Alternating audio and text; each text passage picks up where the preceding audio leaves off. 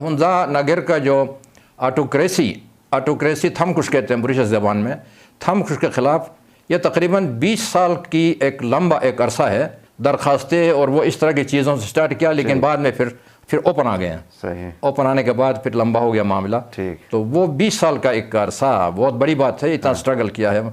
तो लेकिन शुक्र अल्हम्दुलिल्लाह। तो उसमें से हमारे 3 जो अहम थे, बाकी तो जो सोशो इकोनॉमिक जो इश्यूज़ है वो तो अलग हैं, लेकिन ये जो 3 जो डिमांड्स थी, और एक ये ऑटोक्रेसी का खात्मा, थमकुश का खात्मा, FCR का खात्मा, और उसके बाद जनाब ये अलग प्रोविंस, कॉन्स्टिट्यूशनल प्रोविंस।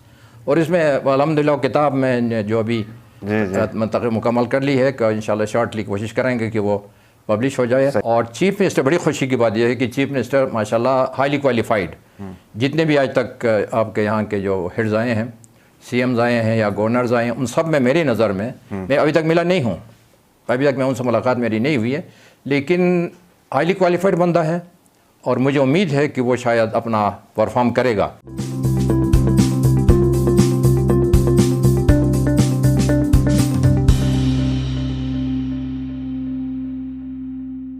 अस्सलाम वालेकुम, आप देख रहे हैं IMN, मैं हूं शबीर मीर। नाज़रीन, प्रोग्राम रूबरू के आज की एपिसोड में मेरे मेहमान हैं अमानुल्लाह खान बच्चा। हुंजा से इनका ताल्लुक़ है। Member planning commission government of Pakistan का इनका खुदा भी था। जैसे मैंने कहा 2 डेकेड से ज़्यादा, 2 दहाइयों से ज़्यादा इन्होंने इस्लामाबाद के अंदर अपना वक्त गुजारा। बहुत हाई पोजीशन है, ये इक्विवेलेंट टू सेक्रेटरी है।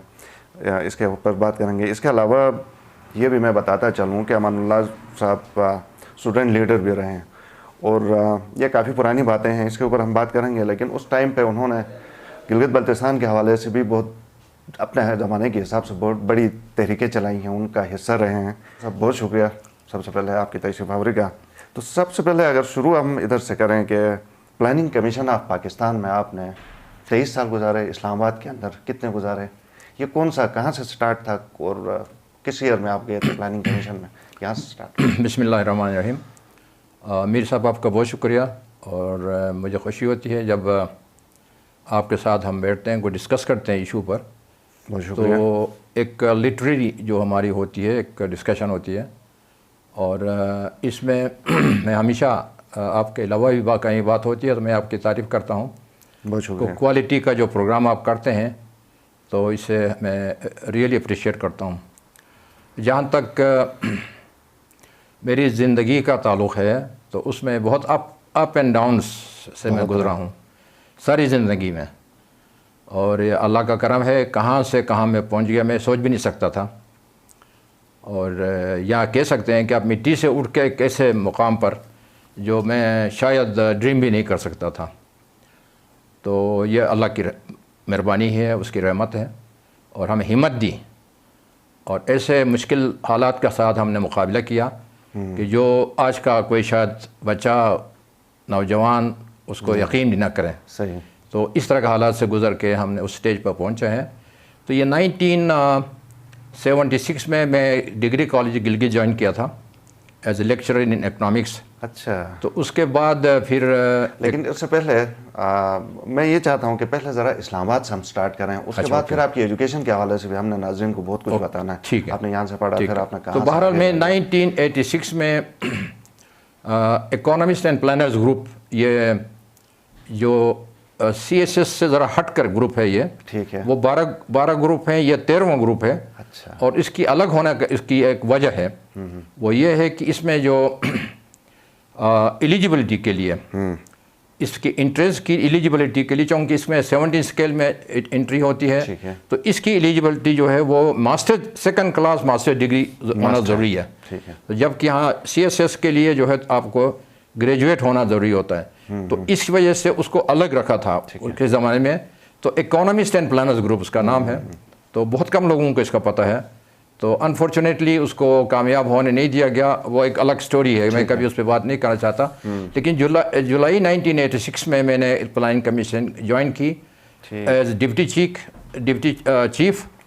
यही कंपटीशन में फेडरल प्रोड्यूसर कमीशन के ज़रिए से 19 स्केल में ज्वाइन किया, और फिर 2008 तक मैं प्लानिंग कमीशन में रहा। ठीक, 86 से 2008 तक। ठीक। तो 86 से फिर मैं अल्हम्दुलिल्लाह मैं वो फिर वो आपका टाइम ज़्यादा ज़ाया तो उसमें नहीं जाता मैं कैसे प्रोमोट हुआ, क्या हुआ क्या नहीं हुआ। तो मैं बहरहाल कहना मैं ये अर्ज़ करना चाहता हूँ कि इसमें कोई ऑलमोस्ट तकरीबन 22-23 साल में उधर रहा हूँ प्लानिंग कमीशन के। 19 स्केल में आप इंट्री हो गई जी हाँ, और एज मेंबर प्लानिंग कमीशन में रिटायर हो गया वहाँ से। स्केल आपका क्या था? 21 का। अच्छा, 21 ग्रेड में आप रिटायर हुए। जी जी ठीक है। तो 23 साल आप प्लानिंग कमीशन और हेड क्वार्टर में रहा मैं। इस्लामाबाद में उस दौरान जाहिर है प्लानिंग कमीशन का मेंबर होने का मतलब ये है कि गिलगित बल्तिस्तान प्लस बाकी पूरे पाकिस्तान में प्लानिंग कमीशन जो कि मगज दिमाग कहा जाता है, पूरे पाकिस्तान के हवाले से प्लानिंग की जाती है, तो वो सारा आप करते रहे। ठीक है, थोड़ा सा वापस आते हैं। मैं चाहता हूँ कि हमारे नाज़रीन को ये हम बताएं कि आपने एजुकेशन अपनी जो इनिशियल एजुकेशन गिलगित बल्तिस्तान में हासिल की, कहाँ से सफ़र का आगाज़ हुआ कि आपको फिर जाना पड़ा कराची या इस्लामाबाद? तो स्टार्ट मैट्रिक करके आप गए थे? जी बिल्कुल। अच्छा। तो मैं वैसा मेरा ताल्लुक़ गानिश हुंजा से है और मैं बहुत छोटा था, तकरीबन 5 इयर्स का था, मेरी वालिदा का इंतकाल हो गया और उसके बाद आप समझते हैं फिर वो बड़ा मुश्किल होता है। हुंजा के एक मशहूर एक बुरिश की ज़बान का एक सईंग है कि वो कहते हैं कि अमीर का बाप ज़िंदा हो, गरीब की माँ ज़िंदा हो। बुरिशस की ज़बान का एक सईंग है, कौल है। तो वो फिर बहुत डिफ़िकल्टीज़ मैंने अल्हम्दुलिल्लाह, लेकिन वो शुक्र है अल्लाह का, डिफ़िकल्टीज़ फेस की और उनका मुकाबला किया। और उसके बाद फिर मैट्रिक मैंने यहाँ गिलगित से किया, मिडिल हुंजा से मैट्रिक यहाँ से किया, हाई स्कूल से, गवर्नमेंट हाई स्कूल से। फिर उसके बाद मैंने उसमें साइंस में मैट्रिक किया था। तो वो मेरे वालिद साहब फ़ौज में थे और ये जंग आज़ादी के एक वेटरन थे, वो गाजी थे। तो वो उसने दरख्वास्त दी कि एक्सटेंशन 2 साल के दें, मेरा बेटा कम अज़ कम FSC कर सके। उसकी दरख्वास्त नहीं मानी गई, रिजेक्ट हो गई। तो बड़ा नाउमीद हो गया। मैंने कहा कि नहीं, अब फिक्र नहीं करें, इंशाल्लाह मैं कोशिश करूँगा, अल्लाह मालिक है, मदद करने वाला वो है। तो फिर मैं चला गया वो कराची जाके फिर वहाँ से हमने अपना एजुकेशन जारी की, लेकिन बहुत टफ टाइम हमने गुजारा। BA किया, BSc नहीं, मैंने फिर वहाँ से B.Com किया। B.Com के बाद फिर मास्टर्स किया इकोनॉमिक्स में कराची यूनिवर्सिटी से। ठीक है। तो उसके बाद फिर ये ठीक है। तो उस ज़माने में जब आप गए, ये कौन सा साल था BA जब आपने किया? B.Com जब किया 71 में। 71 में, ठीक। तो खुद कमाना भी था, पढ़ना भी था, तालीम भी हासिल, दिन को जॉब करते थे? जी भी कुछ छोटे मोटे जॉब, और जो भी ऐसा नहीं को 8 किस्म के जॉब, कोई कलर के जॉब, कोई किस तरह के जॉब, सारे जितने भी थे, जितने भी थे हमारे हुंजा से ख़ास तौर से और दूसरे इलाकों से भी, जो जिन्होंने भी पढ़ा है वो दिन को सर्विस करते थे, छोटी मोटी सर्विस, और शाम को जाके कॉलेजेस वगैरह में, स्कूलों में, कॉलेजेस में पढ़ते थे वो। तो ये एक दौर था उस ज़माने में। मैं समझता हूँ कि जो शुरू के जो लोग हैं उनका बहुत बड़ा उसमें एक क्रेडिट जाता है उनको कि उन्होंने एयरलाइन पर लगाया सबको। तो दिन को सर्विस करके शाम को जब कॉलेज जाते थे तो वहाँ फिर नींद आती थी थक के। तो अब क्या कॉलेज पढ़ेंगे, बहुत मुश्किल होता। बहुत अल्लाह का करम है।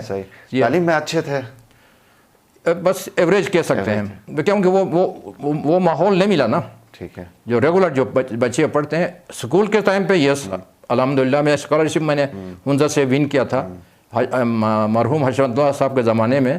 तो स्कॉलरशिप पहली मरतबा जो मुझे मिला था उधर से। ठीक। जी हाँ। तो मास्टर्स कराची यूनिवर्सिटी मास्टर्स के इकोनॉमिक्स में। ठीक है। उस वक्त भी, आजकल भी तो फर्स्ट डिवीज़न बड़ी मुश्किल से लोग, या सेकंड डिवीजन में किया था। सेकंड डिवीजन बहुत बड़ी बात होती थी मेरे ख्याल में उस ज़माने में। ठीक है। अच्छा, उसके बाद फिर आपने सोचा कि जॉब की तरफ जाना चाहिए? जी बिल्कुल। तो वापस गिलगित आया? फिर वापस गिलगित आया, क्योंकि एक दूसरा जो एक है हमारा, एक तो ये जो पॉलिटिकल साइड पे जैसा आपने थोड़ा जिक्र किया, तो वो मैं स्टूडेंट लीडर रहा हूँ अल्हम्दुलिल्लाह। मैं चाहता हूँ कि इसके बाद फिर हम आपकी जो चले पॉलिटिक्स, ठीक है, वो करेंगे। तो इस तरह से वो पॉलिटिक्स भी करते थे, फिर साथ जॉब भी करते थे, और ये फिर अपना कॉम्पिटिटिव एग्जाम पास करके आप लेक्चरर लगे यहाँ बिल्कुल पुलिस सर्विस कमीशन के ज़रिए से, फेडरल पुलिस सर्विस कमीशन के ज़रिए से। ठीक है। अच्छा, तो वापस कराची के तरफ जाते हैं। जब आप स्टूडेंट हैं, जब आप पॉलिटिक्स करते थे, तो उस वक्त गिलगित बल्तिस्तान के नुमायाँ कौन कौन से आपके साथ होते थे, स्टूडेंट लीडर्स, कुछ नाम याद हैं? अच्छा, एक तो गिलगित बल्तिस्तान स्टूडेंट्स ऑर्गेनाइजेशन होता था, जिसमें हमारे डॉक्टर शेरजमान हमारे सीनियर बंदा, जो गिलगित से पहला PhD हैं, doctor Sheikh Zaman joint secretary retired हो गए हैं, अच्छा तो अभी इस्लामाबाद में हैं। अच्छा और स्टूडेंट लीडर में दूसरा यहाँ का मुतवली साहब थे, मुतवली खान। जी जी, यादगार वाला मरहूम। जी बिल्कुल। जी जी जी। तो मुतवली साहब जो थे उनके साथ होते थे, जो मैं जिनको मैं जानता हूँ, और उसके अलावा फिर बहुत सारे लोग थे। तो ये गिलगित बल्तिस्तान स्टूडेंट्स ऑर्गेनाइजेशन में होते थे। अच्छा, उस वक्त गिलगित बल्तिस्तान या शुमाली इलाक़ाजात? नहीं, उस वक्त गिलगित बल्तिस्तान के नाम से था वो। तो ये शुमाली इलाक़ाजात थोड़ा बाद का एक वो है। तो ये फिर हम जो थे, हमारा बेसिकली मेरा ताल्लुक़ था नेशनल स्टूडेंट्स फेडरेशन के साथ, और उसका एक्टिविस्ट था। और वो आपको याद होगा अयूब खान के ख़िलाफ़ जो पिंडी से मूवमेंट शुरू हो गई थी, तो नेशनल स्टूडेंट्स फेडरेशन ने शुरू किया था उस ज़माने में। तो दूसरा हमारा एक मेहरबाज खान साहब हैं, जो यहाँ DSP थे, छोड़ के फिर कराची गए थे दोबारा, तो वहाँ हबीब बैंक में से अब ये फारिग हो गए हैं, वो भी मेहरबाज साहब। तो वो मुस्लिम स्टूडेंट्स फेडरेशन के साथ थे। तो मुस्लिम स्टूडेंट्स फेडरेशन का सिंध का वाइस प्रेसिडेंट थे वो। तो मैं कराची NSF कराची का यूनिवर्सिटी का, तो मैं डिप्टी कन्वीनर होता था उधर। तो ये फिर वो था। फिर हमारा अपनी हमने फिर हुंजा नगर स्टूडेंट्स फेडरेशन बनाई, तो उसका मैं सदर रहा हूँ। ठीक है। तो फिर ये स्टूडेंट कौन सी कुछ यादें हैं, तहरीकें हैं जिनमें आपने एक्टिवली पार्टिसिपेट किया था, लीड किया था स्टूडेंट पॉलिटिक्स में? ये एक तो ये अयूब खान के खिलाफ वो बहुत लंबा रहा। उसके बाद फिर हमारा अपना जो था, ये अपने इस मूवमेंट में रहे हैं हमने। मूवमेंट जो हमारे सीनियर्स ने स्टार्ट किया था, लेकिन वो बेसिकली अंडरग्राउंड था उस वक्त। अच्छा। जब हम आ गए उस स्टेज पर आ गए, हम मैदान में आ गए, तो अल्हम्दुलिल्लाह फिर हमने उसको खींच के लाया, ओपन कर दिया। और वो फिर जलसा जुलूस और वो तमाम चीज़ें होने शुरू हो गई। तो उसको हम जेल शेल भी हुई थी उस ज़माने में आपको? जी, जेल नहीं अल्हम्दुलिल्लाह। अच्छा, जेल से बचा हूँ, थ्रू आउट जेल से बचत हो गई हमारी। लेकिन मेहरबाज साहब शायद उनको कुछ कहीं कोई मसला हुआ तो उनको शायद जाना पड़ा था। तो हम दोनों इसमें हम बहुत ज़्यादा एक्टिव रहे, और स्टूडेंट पॉलिटिक्स में। और उसके बाद फिर हमारा हुंजा नगर लिबरेशन मूवमेंट जो असल चीज़ है, उसमें फिर हम ज़्यादा अल्हम्दुलिल्लाह। तो ये राजगी के खिलाफ था ये? बिल्कुल। ये हुंजा नगर का जो ऑटोक्रेसी थमकुश कहते हैं ब्रिटिश ज़बान में, थमकुश के ख़िलाफ़ ये तकरीबन 20 साल की एक लंबा एक अरसा है दरख्वास्तें, और वो इस तरह की चीज़ों से स्टार्ट किया, लेकिन बाद में फिर ओपन आ गए हैं। सही। ओपन आने के बाद फिर लंबा हो गया मामला। तो वो 20 साल का एक अरसा बहुत बड़ी बात है, इतना स्ट्रगल किया है। तो लेकिन शुक्र अल्हम्दुलिल्लाह। तो उसमें से हमारे 3 जो अहम थे, बाकी तो जो सोशो इकोनॉमिक जो इश्यूज़ है वो तो अलग हैं, लेकिन ये जो 3 जो डिमांड्स थी, और एक ये ऑटोक्रेसी का खात्मा, थमकुश का खात्मा, FCR का खात्मा, और उसके बाद जनाब ये अलग प्रोविंस, कॉन्स्टिट्यूशनल प्रोविंस।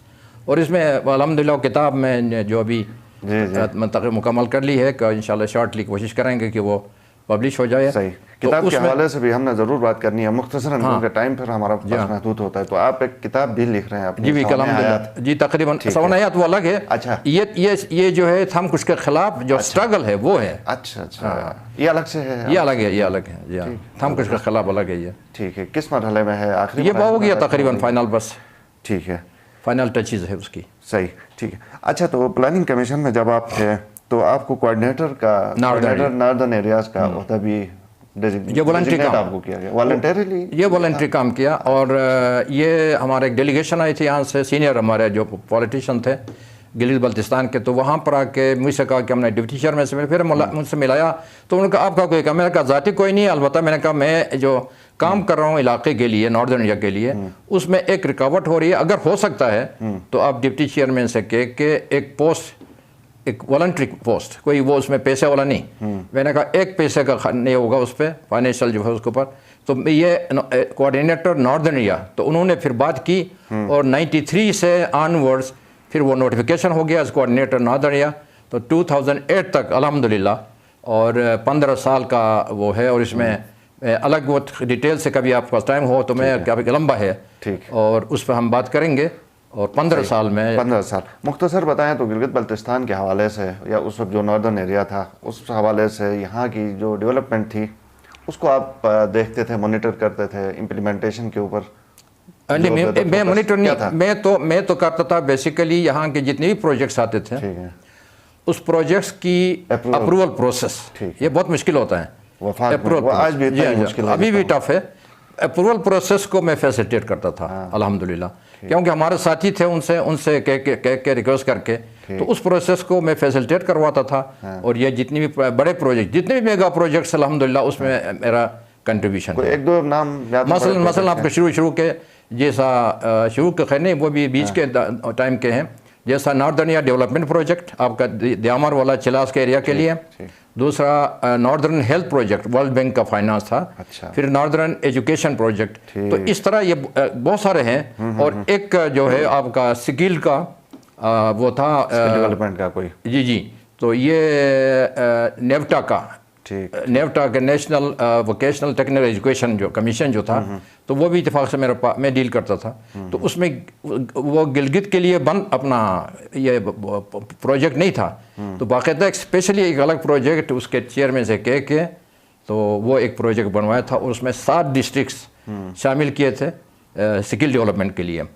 تو یہ آپ کو باہر جتنے بھی جاتے ہیں ہمارے بیسیکلی را لیبر جاتے ہیں تو ان کی کوئی قدر نہیں ہوتی ہے جہاں بھی جاتے ہیں وہ، تو اس کو جب تک سکل نہ دیں تو وہ پھر ان کو وہ اتنا اجرت نہیں ملتی ہے، تو سکل دینا بہت ضروری تھا۔ تو اس پہ پھر 7 ڈسٹرکٹ ہم نے شامل کروائے تھے۔ صحیح۔ تو میں ناظرین کی اس میں یقیناً بڑی دلچسپی ہوگی، آپ نے اتنا عرصہ چونکہ گلگت بلتستان سے آپ کا تعلق تھا، پلاننگ کمیشن اسلام آباد میں آپ بیٹھے، آپ نے خود ذاتی کوششوں سے دلچسپی لے کے پلاننگ کے اس پروسیس میں جو بھی پروجیکٹس آپ کروا سکے آپ نے کروائے۔ اگر مجھے یہ بتائیں، فرض کریں آپ نہ ہوتے تو ادروائز جو پروسیس ہے یہ کتنا مشکل اور کمپلیکیٹڈ ہوتا ہے گلگت بلتستان کے لیے، کیونکہ اگر بندہ ہمارا یہاں پہ آپ ہیں تو ٹھیک ہے، ادروائز یہاں سے جا کے اس کو اپروول کے فیز تک لے کے جانا کافی مشکل ہوتا ہے۔ بہت مشکل ہوتا ہے، وہ لوگ بیچارے ایک تو ان پروسیس کا معلوم ہوتا نہیں تھا، اس زمانے میں تو بالکل کسی کو نہیں پتہ تھا۔ تو ابھی ایک چھوٹی سی بات میں جسٹ آپ کے لیے کہ وہ 3 یہ جو ایک پرسپیکٹو پلان مشرف کے دور میں بنا تھا، جنرل مشرف کے دور میں 10 ایئرس کا، اس 10 ایئرس کے اس پرسپیکٹو پلان میں 3 پروجیکٹ، باقی تو خیر بہت سارے تھے، 3 پروجیکٹ، ایک میڈیکل کالج گلگت کے لیے، انجینئرنگ کالج بلتستان کے لیے، ایک پولی ٹیکنک انسٹیٹیوٹ، یہ 3 میں نے اسپیشلی جا کے ریکویسٹ کر کے ڈپٹی چیئرمین سے، سیکرٹری پلاننگ سے اس میں انکلوڈ کروایا تھا۔ اور اب جسٹ وہ صرف اتنا بتا دوں کہ اس کا PC1 نہیں بنا ان سے ابھی تک، وہ ابھی تک نہیں ہے، ابھی تک میرا خیال ہے کالج کا مجھے نہیں معلوم لیٹسٹ کیا پوزیشن ہے، تو یہ ابھی تک نہیں بنا۔ پھر ایک اور جو بہت ہی اہم پروجیکٹ تھا وہ کینسر سے related, Gilgit institute of radio therapy, تو وہ میں نے اپروو کروائی تھی، کوئی 58-60 کروڑ کا میرے خیال میں ایگزیکٹ یاد نہیں ہے، تو اپروو کروا کے اس پہ امپلیمنٹیشن بھی کافی حد تک کروایا تھا، تو وہ ادھر پھنس گیا، رہ گیا وہ سارا۔ اچھا صحیح۔ تو اب جب آپ کے ریٹائرمنٹ کے بعد اس میں ایک اور چیز میں آپ سے عرض کروں کہ اس سے جو سب سے بڑی بات جو تھی وہ تھی کہ آپ کی ڈیولپمنٹ فنڈس کی جو ایلوکیشن ہوتی ہے نا، ایلوکیشن ہوتی ہے بیسیکلی اس کے پرفارمنس دے کے پچھلا، تو میں ان کو گائیڈ کرتا تھا یہاں کے پلاننگ ڈپارٹمنٹ کو کہ آپ نے اس طرح یہ کام کرنا ہے تاکہ آگے کوئی اس کو میرے لیے بھی آسانی ہو اور فنڈز بھی جتنا ملے۔ تو یہاں ان کی ضرورت سے زیادہ فنڈنگ ہوئی ہے، اور اس کا آپ اگر پڑھیں یہ جو ہنزا میٹرز میں ڈاکٹر ہرمن نے باقاعدہ اس کا 93 سے اتفاق سے اس نے بات کی ہے، اور مڈ 2000 تک کا اس نے کہا، 2005 تک کیسے کوئی بات کی اس نے، تو اس میں کہا کہ یہ ایک رسمی نے کوئی شاید سروے کیا تھا، اس میں کہا تھا نیشنل پر کیپٹا انکم کا 1/3 بنتا تھا ادھر کا، اس پیریڈ میں اس نے کہا کہ اس میں مجھے اندازہ نہیں کیسے یہ ایک دم بڑھ گیا کہ ہاف پا گیا، 1/3 سے ہاف پا گیا، تو الحمدللہ اس میں میرا رول جو بالکل یعنی وہ تھا نظر نہیں آتا تھا۔ صحیح۔ جو ہمارا ایک صوبہ اسٹرکچر بنا اس کے بعد کہا یہ بھی جاتا ہے کہ پاور ڈیوالو ہو گئے ہیں، گلگت بلتستان کو مل گئے ہیں، بعض لوگ کہتے ہیں کہ اسی طرح ہے، پاور سارے ادھر ہیں۔ تو آج کے دور میں جو ہم آپ بات کر رہے ہیں، تو اب بھی پلاننگ کمیشن سے انٹریکٹ کرنا ہے یہاں کی گورنمنٹ کو، وہ اتنا آسان ہے یا کافی ٹف ہوگا؟ ہم گیس کر رہے ہیں ویسے۔ نہیں، میرے خیال میں اتنا مشکل نہیں ہونا چاہیے، اس لیے کہ پرائم منسٹر صاحب جو ہیں کافی انٹرسٹ لے رہے ہیں اس علاقے میں۔ صحیح۔ اور چیف منسٹر، بڑی خوشی کی بات یہ ہے کہ چیف منسٹر ماشاءاللہ ہائیلی کوالیفائڈ، جتنے بھی آج تک آپ کے یہاں کے جو ہیڈز آئے ہیں، CMs آئے ہیں یا گورنرز آئے ہیں، ان سب میں میری نظر میں ابھی تک ملا نہیں ہوں، ابھی تک میں ان سے ملاقات میری نہیں ہوئی ہے، لیکن ہائیلی کوالیفائڈ بندہ ہے، اور مجھے امید ہے کہ وہ شاید اپنا پرفارم کرے گا۔ اور اپنے اس کا ایسے فائدہ اٹھا کے، تو یہ پھر اتنا مشکل نہیں ہے ابھی ایکسیس. اور پچھلی دفعہ جو یہاں کا جو پلاننگ کا جو کام ہو رہا تھا، یہ باقاعدہ یہاں کے لوگ جا کے پلاننگ کمیشن میں غالباً بیٹھ کے یہ کام کیا. مجھے بہرحال انہوں نے کسی نے کہا نہیں، میں کہ ہیلپ کر لیتا میں بھی، لیکن میں خود سے نہیں گیا کیونکہ میں ذرا تھوڑا سا مسئلہ یہ کتاب لکھنے والے اس کام میں مصروف رہا ہوں. تو اس لیے میں پھر میں ٹھیک ہے. اس سے پہلے کہ پروگرام وائنڈ اپ کریں، چونکہ ہمارا پروگرام کا جو ایلوکیٹڈ ٹائم تھا وہ تھوڑا سا بلکہ اسٹریچ بھی ہم نے کیا ہے. اچھا. میں یہ چاہوں گا کہ صبح کے حوالے سے ایک تھوڑا سا مختصر جو آپ کا ایک ویو پوائنٹ ہے وہ ہمیں بتائیں، لیکن اس کے اوپر ہم بعد میں کسی ٹائم پہ تفصیل سے پروگرام کریں گے. مختصر یہ کہ اس میں جو میں تھوڑا اس سے پروسیس سے گزر گیا اب اس میں یہ جو کتاب کے لکھنے کے سلسلے میں، تو کافی چیزیں مجھے دیکھنے کو ملیں. تو جو اس کی سوزیرینٹی جو تھی اصل چیز، تو سوزیرینٹی کا حوالہ تقریباً اپنے بندے بھی دیتے تھے، دوسرے تو دینا ہی تھا. تو اس میں سوزیرینٹی کا جو تھا وہ بیسیکلی برٹش سرکار کے ہاتھ میں تھا. برٹش سرکار 14 اگست 1947 کو کلوز کیا. تو 15 اگست سے جتنے بھی اسٹیٹس تھیں، خواہ مائکرو اسٹیٹس تھیں یا بڑے اسٹیٹس تھیں یا کوئی نواب وغیرہ کے تھے، جوناگا ٹائپ کے وہ تھے، تو وہ سب کے سب وہ آزاد ہو چکے ہیں. اس کے بعد اب کسی کی سوزیرینٹی ہری سنگھ کی یا مہاراجہ کی یا کسی اور کی سوزیرینٹی وہ ختم ہو چکی ہے. اور تو یہ غلط فہمی جو ہے یہ دور کرنا ہمارے لوگوں کے ذہنوں سے نکلنا بہت ضروری ہے. تو میں اس لیے یہ عرض کروں گا. باقی کبھی بات ہو جائے مزید ہم اس پہ بات کریں گے. بالکل، اس کے اوپر ہم کسی اور پروگرام میں بات کریں گے. امان اللہ صاحب، آپ کا بہت شکریہ، آپ ہمارے پروگرام میں آئے. ناظرین، پروگرام دیکھنے کا شکریہ. فیڈ بیک ضرور دیجیے. اجازت دیجیے. اللہ حافظ.